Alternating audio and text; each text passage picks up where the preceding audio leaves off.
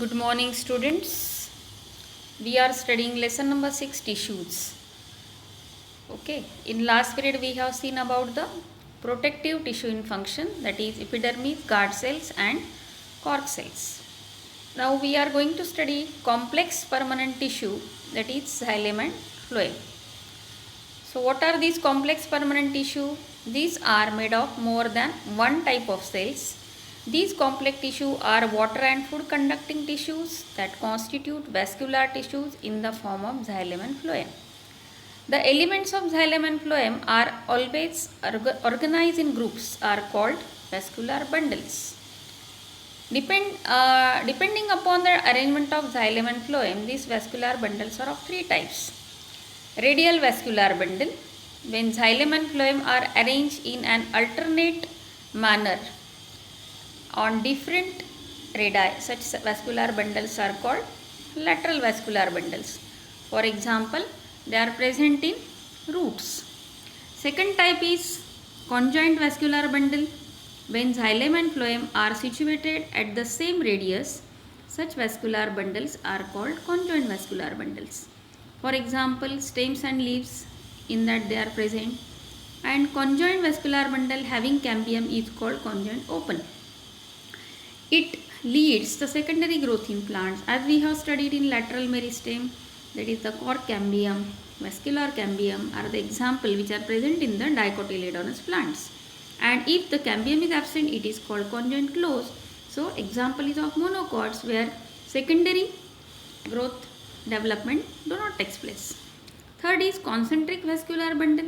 The vascular bundle in which one vascular tissue surrounds another is called concentric vascular bundle.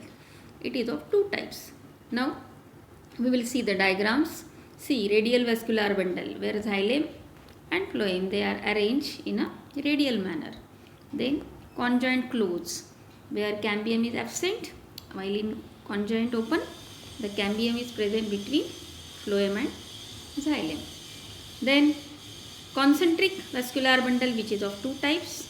Amphicribal, which is known as hydrocentric vascular bundle where phloem surrounds the xylem, for example fern, while amphivasal vascular bundle which is also known as leptocentric, xylem surround the phloem. They are present in yucca plants. Right. Now after studying all these arrangement of vascular bundles, these three types, we are going to study the conducting vascular tissue, that is xylem. So you can see in the diagram, xylem is a conducting tissue which helps in the upward direction of water and inorganic solutes, and it is composed of four different elements of different kinds. Okay, which is given in the picture. So which are they? Let's see. Xylem tissue consists of four different types of cells: tracheids, vessels, xylem parenchyma and xylem fibers. Let's see tracheids. Tracheids are elongated dead cells with sloping walls enclosing a large empty cavity. They have thick wall made up of lignin. They are tubular in structure and help in the conduction of water and minerals from roots to different plant parts vertically. They form a long column stacked above one another.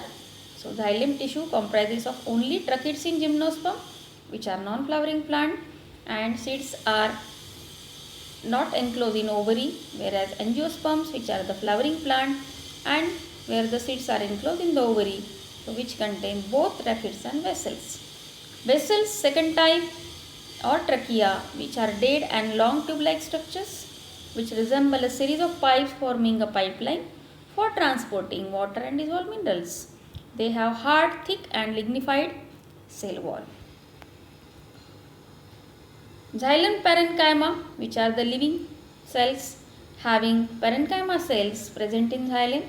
These cells store food in the form of starch and sugar and help in lateral conduction of water.